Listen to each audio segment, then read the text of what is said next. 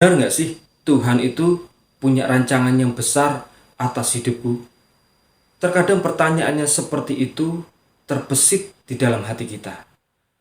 Yeremia 29 ayat yang ke-11 merupakan satu ayat yang tidak asing bagi kita. Tapi dari situ kita bisa belajar dan melihat bahwa ternyata Tuhan yang kita sembah memiliki rencana yang besar atas kehidupan kita sebagai anak-anaknya.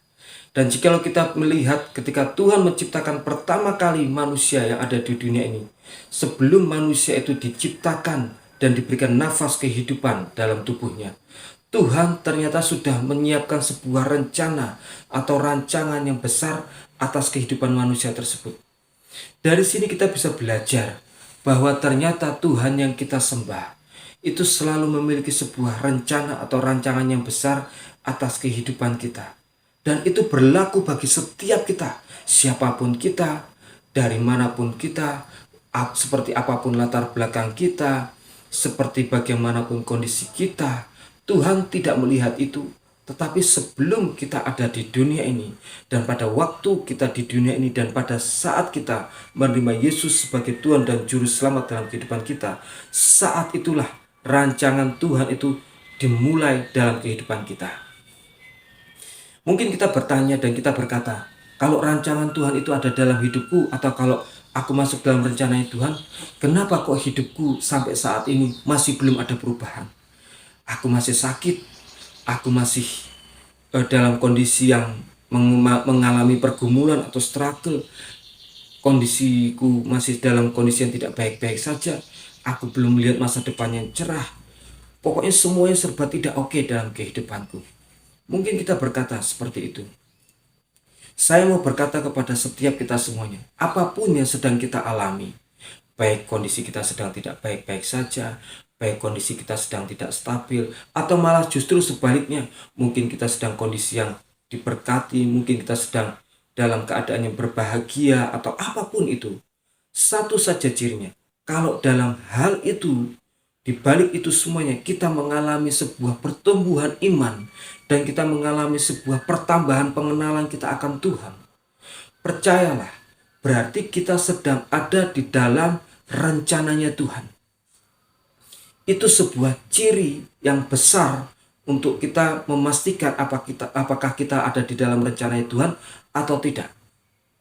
Ada satu hal kebenaran dari Alkitab yang kita harus mengerti dari polanya Tuhan ketika Tuhan menuntun kita masuk dalam rencananya Tuhan.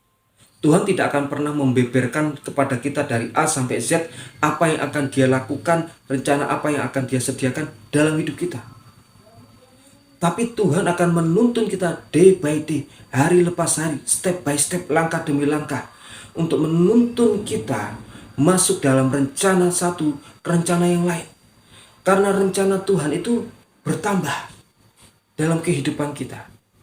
Ingat ketika Yusuf, dia dijual ke Mesir, dan akhirnya dia menjadi orang yang besar di Mesir. Yusuf tidak akan pernah menjadi orang yang besar di Mesir, orang yang memerintah di Mesir, menjadi orang keduanya Firaun, kalau dia tidak melewati hal-hal yang tidak enak di dalam hidupnya.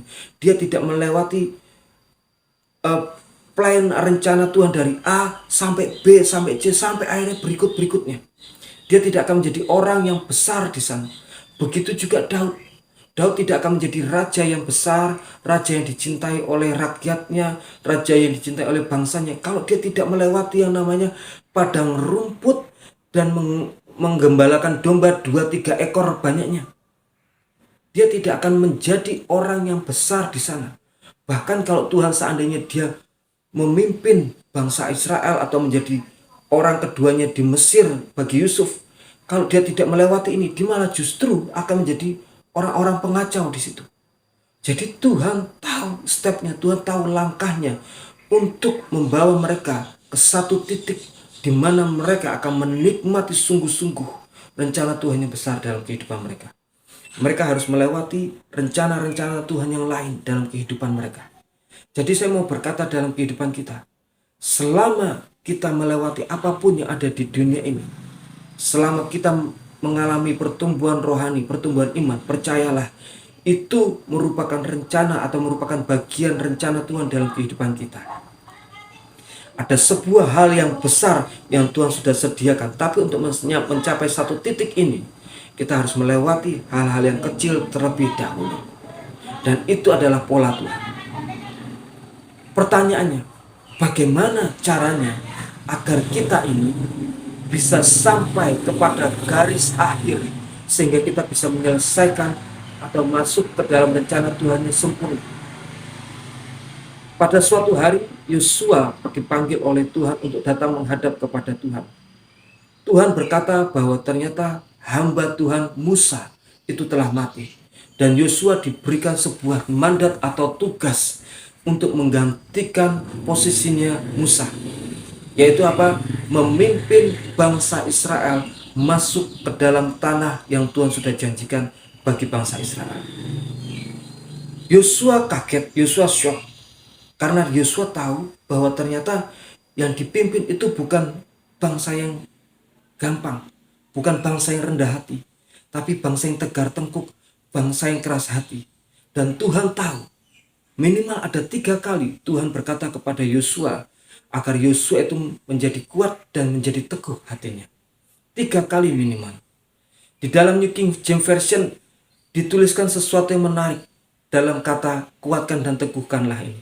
Ternyata di situ dituliskan dengan kata be strong.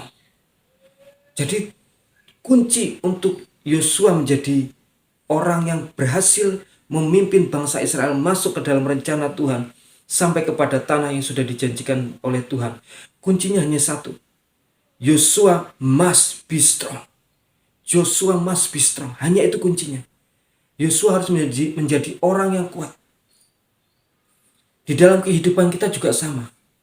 Untuk kita bisa masuk ke dalam rencana Tuhan, day by day, step by step, sampai kepada satu titik yang besar, you must be strong.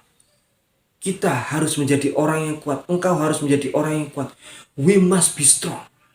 Kita harus menjadi orang yang kuat. Kita tidak bisa meminta istri kita, suami kita, anak kita, orang tua kita, leader atau pemimpin kita, atau orang-orang yang di sekeliling kita untuk menguatkan kita. Sometimes hal itu tidak bisa kita lakukan. Terkadang kita harus menjadi orang yang kuat. Kita harus menguatkan diri kita sendiri. Dan hal itulah yang diminta oleh Tuhan untuk dilakukan oleh Yosua.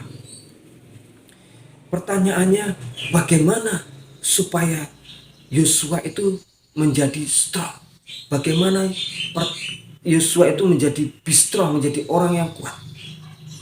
Ternyata Tuhan memberikan rahasianya di sini. Di Yosua pasal yang pertama ayat yang ke-8, Tuhan tahu struggle-nya Yosua.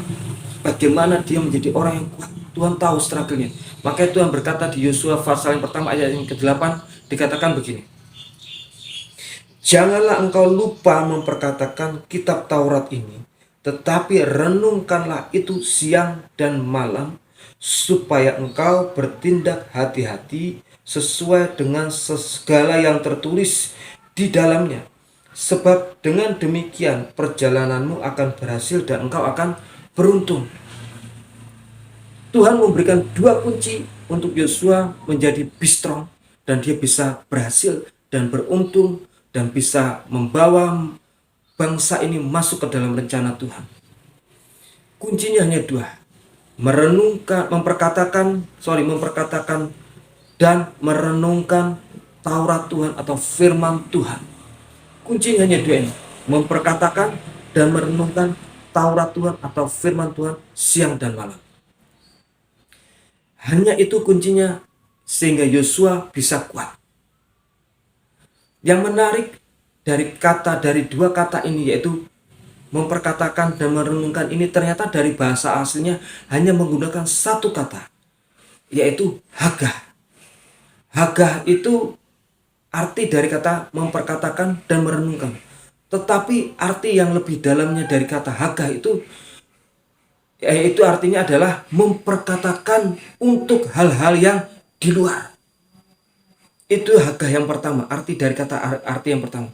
Berarti Tuhan berkata kepada Yosua, kalau engkau ingin berhasil membawa bangsa ini masuk ke dalam rencana Tuhan, Yang pertama yang harus dilakukan Yosua adalah memperkatakan firman Tuhan itu untuk kondisi di luar sana. Kondisi yang sulit yang dihadapi oleh Yosua hanya bisa dilawan oleh perkataan-perkataan firman Tuhan. Dan perkataan-perkataan firman Tuhan itu yang akan mengubah segalanya dan menghidupkan semuanya. Itu kunci yang pertama untuk Yosua bisa strong. Yang kedua adalah dikatakan merenungkan secara mendalam atau merenungkan untuk bagian di dalam. Dengan kata lain, Hagai yang kedua ini adalah merenungkan bagian untuk di dalam. Berarti Tuhan ingin berkata, selain engkau memperkatakan firman itu untuk luar, engkau harus memperkatakan firman itu untuk bagian dalam, untuk jiwamu sendiri, untuk rohmu sendiri, untuk pribadimu sendiri Yosua. Sehingga kalau engkau perkatakan hal itu untuk dirimu sendiri, engkau akan menjadi orang yang kuat.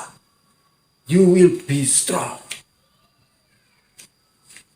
Itu yang Tuhan perkatakan kepada Yosua.